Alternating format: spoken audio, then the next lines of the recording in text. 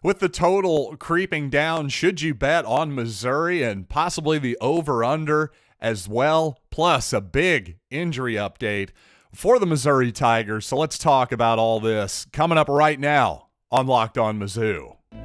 You are Locked On Mizzou, your daily podcast on the Missouri Tigers.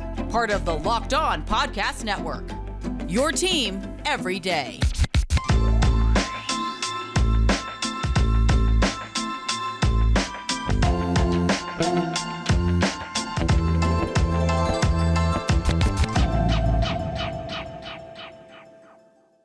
Hey, all you true sons and daughters, I'm John Miller, your Mizzou mafioso and the central scrutinizer of Missouri Tigers football and basketball. Thanks for making Locked On Mizzou your first listen every day. We are free and available wherever you get your podcasts. Just check it out, lockedonmizzou.com, the easiest place to find all your links in one place.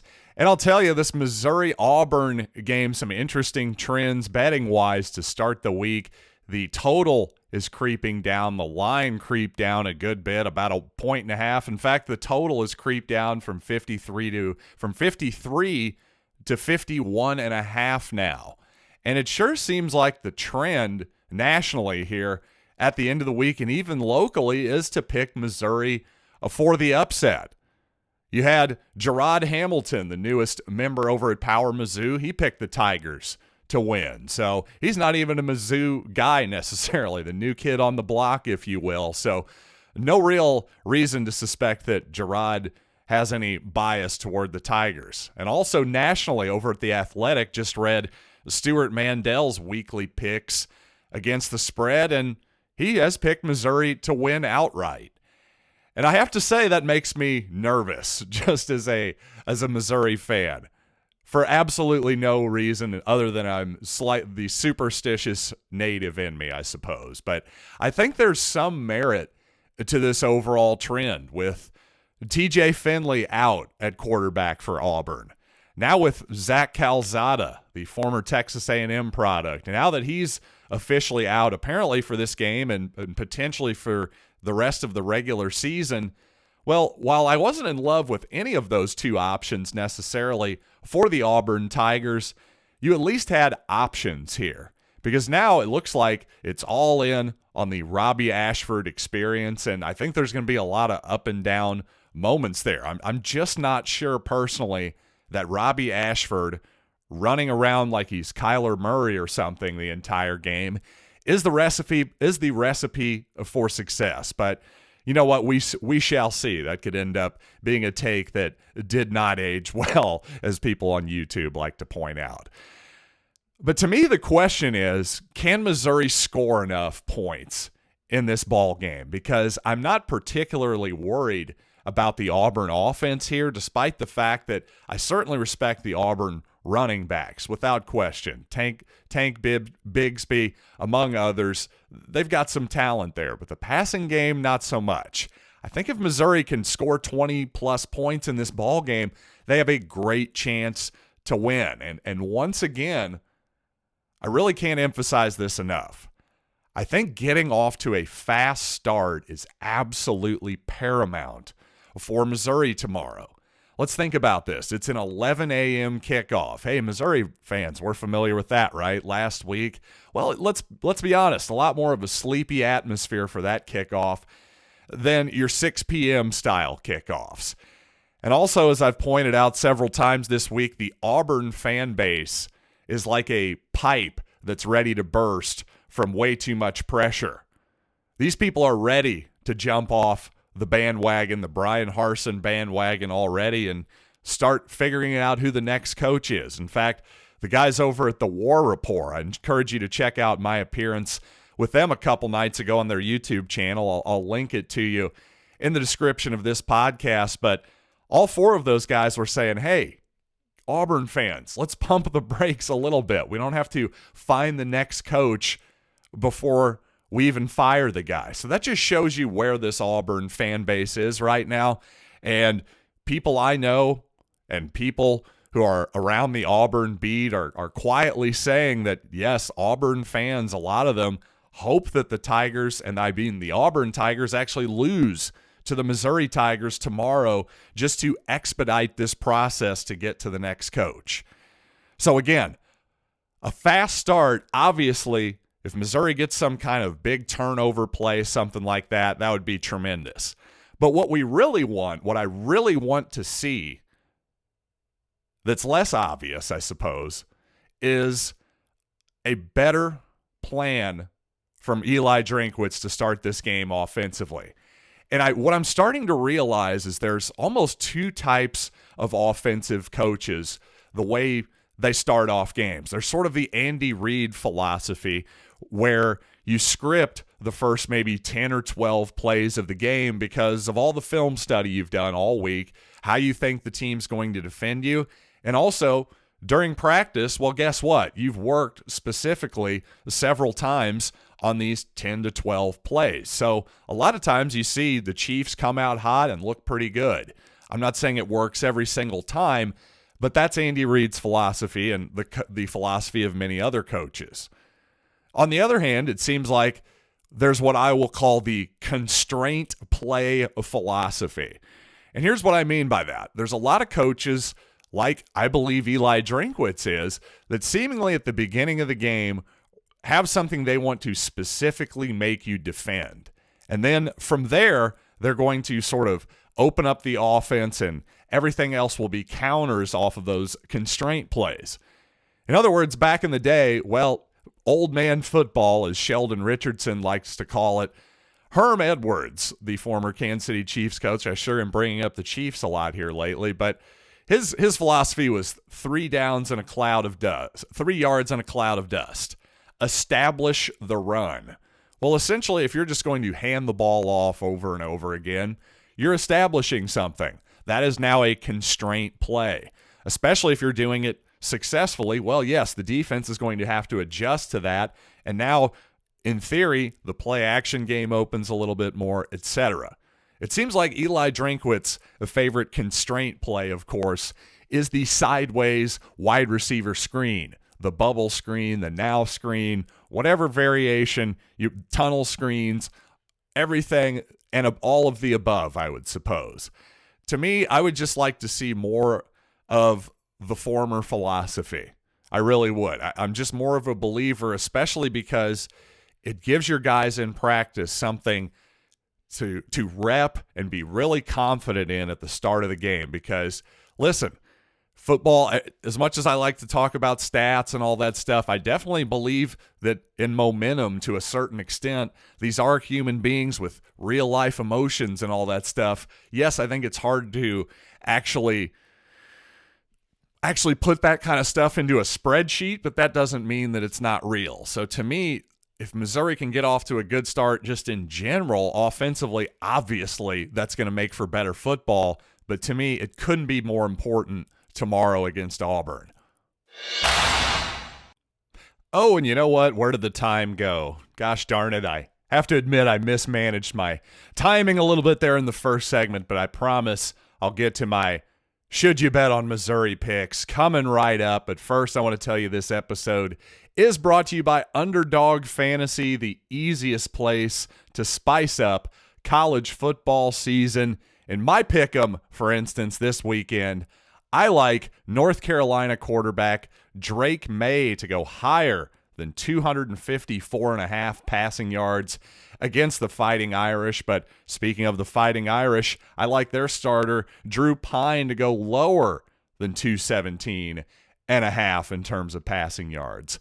One more I'm going to give out for you. Louisville quarterback Malik Cunningham over 95.5 rushing yards against South Florida. So you know what, listeners? Go to Underdog now, open up an account, and make picks just like that. It's easy to play and available in over 30 states. One of the easiest fantasy games to play out there, and you can win cold hard cash in a single game. So sign up with the promo code locked on, that's promo code locked on. That's one word, and Underdog will double your first deposit up to $100. Again, deposit $100, get $100 free. Go to UnderdogFantasy.com or find the Underdog Fantasy app in the App Store or on Google Play. That's Underdog Fantasy, promo code Locked On. That's one word, Locked On. Get in on the college football pick'em action today.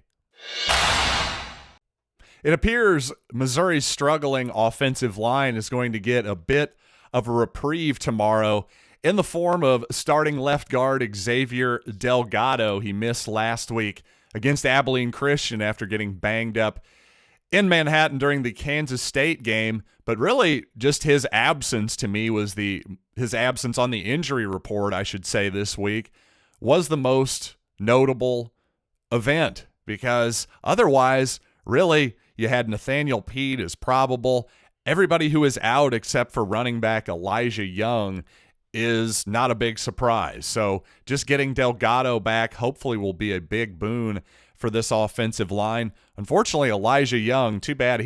I feel a little bad for him. It just seems like he's had some explosive plays so far this year, but it seems like often when he touches the ball, he's just getting drilled in the backfield. Now he's out with an injury, so hopefully he'll come back and have a better season than he's had so far. But as I alluded to earlier, let's not bury the lead any further. Well, should you bet on Missouri tomorrow? I'm going to say yes. I'm going to say not only would I take either or perhaps both, it'll be up to you. Maybe put $5 on one, $5 on the other if you're normally a $10 kind of bettor. I would take the plus 7 points, and I would even take Missouri to win outright. Give me the money line at plus 225. In fact, that would probably be my preferred way to play this. Possibly even parlay that with the under at 51.5. You'll get some good odds there over at betonline.net for sure. But regardless, I would take any of those three bets and endorse them. I just think when you really break this game down, I think there are three likely outcomes. I think it's either a close win by either team or Auburn blows Missouri out. I just don't really see a scenario where Missouri blows Auburn out, because I just don't think they have an offense that's going to score 35 points tomorrow. I just really don't. So that seems very unlikely. And as we get closer and closer to game time, an Auburn blowout of Missouri seems less and less likely, simply because of the quarterback position, just all of the vibes around the program, and just really the more I break down the problems that Auburn has on both sides of the line, right? Not only has its offensive line struggled, its defensive line has shown some holes as well. So I just think, hey, if you're going to take those odds, I'm still not confident enough on this program to just, say with absolute certainty that Missouri is going to win this game and make that my pick. In fact, give me Auburn to win 20-14. I hate to say it. If you're going to make me do an official pick, that's the one I'm going to say. But at the same time, I could easily see that being wrong. Missouri gets off to a fast start. Maybe Luther Burden has a big return inside Auburn territory, even for a touchdown, something like that. That's easy for me to see. And also, frankly, I think maybe the best bet really is just the under. Even though it's come down 1.5, that total just seems awfully high for two teams that have a lot of questions offensively right now. So to me, actually your best bet, take the under 51.5. I will just say that regardless of the betting angle and whatever the final result happens to be, win or lose tomorrow for Missouri, if I don't at least see a much better effort and execution than what I saw against Kansas State, if Missouri isn't at least a game opponent tomorrow, that's a massive, massive red flag to me at the very least. Because if you're Missouri and you really want to accomplish something this year, you want to get to a bowl game at the very least, you should be playing like your hair is on fire tomorrow. Like you desperately want this game, because Missouri loses tomorrow and sits at 2-2. Well, most people would say that obviously New Mexico State is a likely victory. Hey, that'll get you to 3 wins. Vanderbilt looking better, but if I'm feeling nice, I'll just give Missouri that game at home and get them to 4 wins. Now you're saying on the road against South Carolina, is maybe the closest thing, objectively speaking, that you can find to a toss-up, okay? So if you're feeling incredibly generous and you want to just give Missouri that game, well, now you're at 5 wins, okay? So now, if you're going to get to 6 in bowl eligibility, let's just forget about Georgia. That one's not going to happen. So you got to win one of these games to get to 6. Again, this is if Missouri loses tomorrow, and I give you Vanderbilt, New Mexico State, and who am I forgetting here? South Carolina. Thank you. Sorry about that. Completely froze up there and panicked, as you could tell. But then Missouri will have to beat either Florida, who's number 20 in the country, in the swamp. That doesn't sound easy, does it? We have to beat number 8 Kentucky at home, number 11 Tennessee on the road, or number 10 Arkansas at home. So those are 4 top 20 teams as of right now. 3 of the 4 are top 11 teams, and 2 of those ball games are on the road. So that's a tough road to hoe. If Missouri's going to make a bowl game, they almost certainly have to beat Auburn. And coming up after these quick words, let's close it out with a quick edition of Project Run Play. Yes, another week, another Missouri football uniform reveal on social media, and nothing too radical this time. I'm frankly at this point happy just anytime I see a black helmet for Missouri. That's sort of the one thing I'm now starting to really try to glom onto, is something that is a permanent look, I guess, and just the most Missouri look you can get, I guess, is having the black helmet. This week, the black helmet with the Power Tiger on the side, not the Block M for those of you who are true traditionalists. And if I had to pick one, I would definitely pick the Block M. But if they want to mix stuff up between the M and the oval Power Tiger emblem, I'm completely fine with it. Also, when it comes to sort of non-traditional looks that Missouri has used the past few seasons, I actually still like the all-white look, especially, again, with the black helmet, white tops, white bottoms.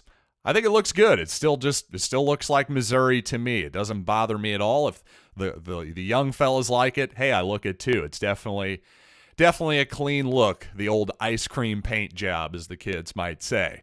But one thing I didn't touch on that a lot of people were talking about prior to the Kansas State game, that uniform reveal, is that the white uniforms for Missouri, the white tops this season, the Mizzou across the chest, a much bigger font than it's been in the past. And a lot of people reacted negatively to that, thought it looked amateurish for whatever reason. I don't know, especially now having looked at it for a second time here, a second week with this look, the larger Mizzou, it just doesn't really bother me. I'm not really sure why people had such a bad reaction toward it. I mean, you can certainly see it from space, no doubt about that. So it's good for branding. Hey, you want to know who you are? Well, we're Mizzou. There you go. I'm just not really exactly sure why people hate it. I could see the argument for making it a little bit smaller, but I don't think it's garish or anything like that. So, maybe we just have too much to talk about between football games. And in fact, this podcast is evidence enough of that. But you know what? Thanks for joining me on this fun adventure I like to call Locked On Mizzou. Also, for your second listen today, why not check out Chris Gordy at Locked On SEC. He'll get you ready for everything happening tomorrow in the rest of the conference, and of course, his takes on Auburn and Missouri as well. So once again, make Locked On SEC your second listen today. So until next time, I'm John Miller, and thanks for listening to Locked On Mizzou.